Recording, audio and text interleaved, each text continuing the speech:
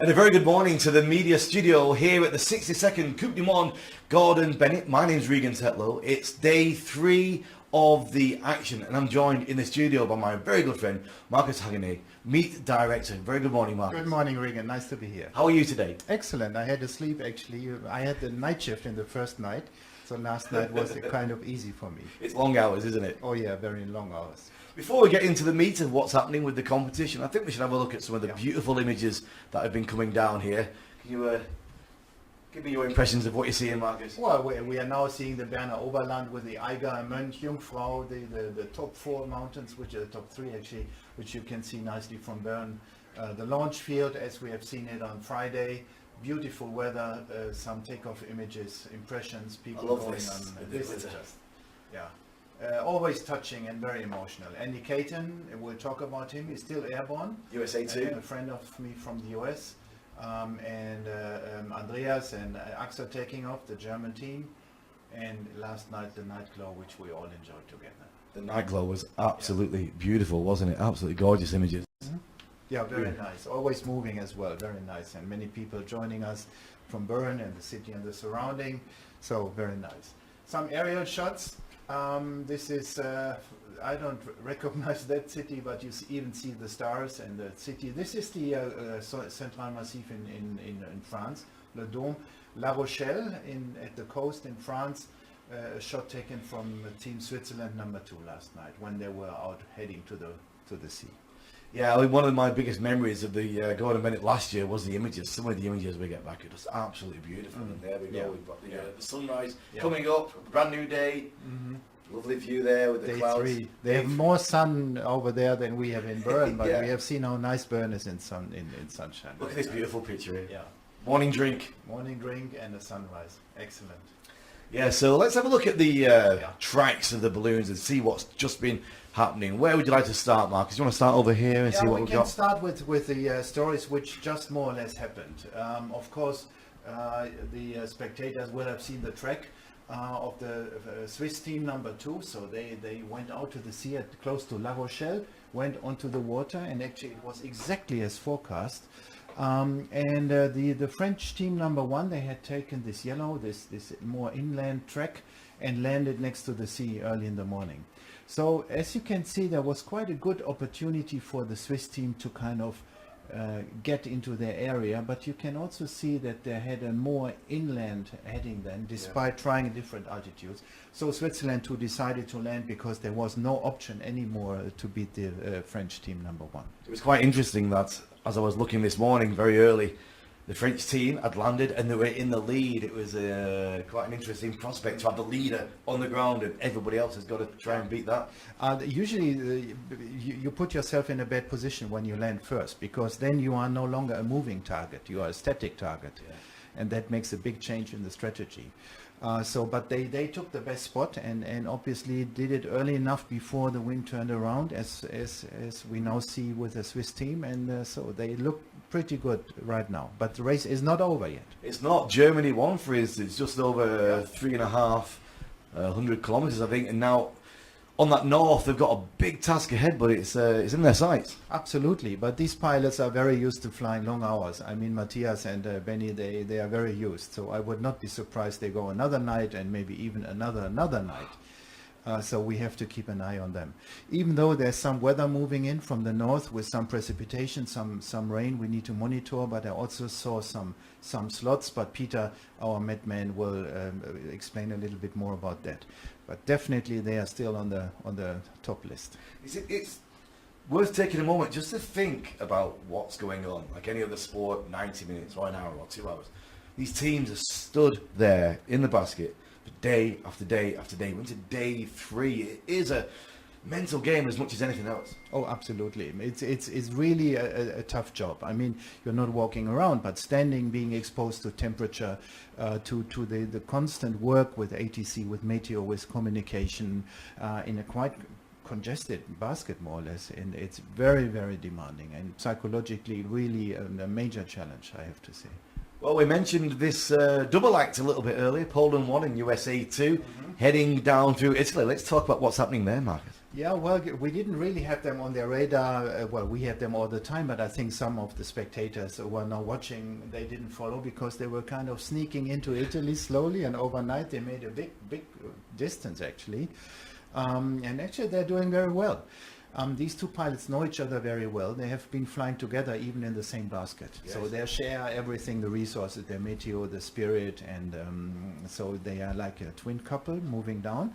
The forecast is if they continue, they might reach the Naples area later today before sunrise. Naples is just on Naples is around here, isn't it? Yes. Sorry, no, I think it's here. Yeah.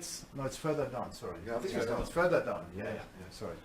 And what Peter has more to say about that. But definitely, both pilots, both teams are very motivated and are not to be forgotten as well. And what about Poland too? Both Polish Yeah. teams still flying Poland too up there at the top Yeah. of the picture. And this is really the last part of the amazing story. We see so many different strategies, and personally, I have never seen so many different strategies. Really? No, never ever. Honestly, we see 4 totally different setups, and they all took off at the same time within 40 minutes. And they went into 4 different directions and really adjust along the flight all the time, and it's absolutely mind-blowing, I have to say. So this Polish pilot flew low over during the last night. He flew across the Lake Constance and passed through Bavaria, but just an hour ago he climbed to 5,000 meters, which is really quite a high altitude, very cold. 16,000 to 17,000 feet. Yes, and he's now approaching the Munich airspace, and which is obviously, as we know, one of the most congested airspaces in Europe. Yeah. And they need to now negotiate their way. If they continue at that altitude during the day, they might make it into Prague, Czech Republic, by the end of today. Not into Poland though yet. Well, they might continue then, because they are also strong. They are also physically strong, and they might go through another night and into Poland tomorrow. Let's just imagine for one scenario, the Polish 2 team winning Gordon Bennett 62 in Poland. I mean, what a crown that would be. Oh, of course. And Poland has been a very, very strong nation over many years, but they didn't win the race since a long time, so it would be really a breakthrough also for the ballooning community in Poland, and definitely be a boost to the Gordon Bennett also in that part. Plus, it gives us stronger arguments to renegotiate availability of airspaces with Belarus and Russia, which is on our agenda anyhow. We're hoping to get some teams and support crews back throughout today and be having a chat with them here in the studio at some point. Yeah, of course. We're very excited. We talked to some of them on the phone, but usually, as you know from last year, they come back and they are bursting with stories and energy still. It takes them some days to get down. I mean, they are tired in the end, but their brain is just full of adrenaline even days after. So they will want to share this with us, and I'm sure we hear very interesting stories. What an incredible sport. What an incredible week this is in the calendar. Shall we bring Peter in, meteorologist, to have a look? Peter just wants to wire. Okay. Good morning, Peter. How are you? Morning. Good morning. So, what's the story with the weather? What's been happening? Do you want to just swap over with Marcus, I think, a little bit? And let's take us through what the story is with the weather, Peter. It's like forecasted, I have to say. All the meteorologists are very proud about these systems we have now, and we can precisely forecasting weather things. Also this situation here and can correct the relations to the pilots. He used this forecasts. Yes. We have this situation still here with this anti-clockwise turning upper level low. It was a little bit faster and moving towards to the Alps, and so they couldn't get out of the ocean, Yes. as we expected yesterday evening. If they had now these bad situations, they couldn't cross the Pyrenees. Right. Yeah. And now here this situation is a little bit better. We have this northerly flow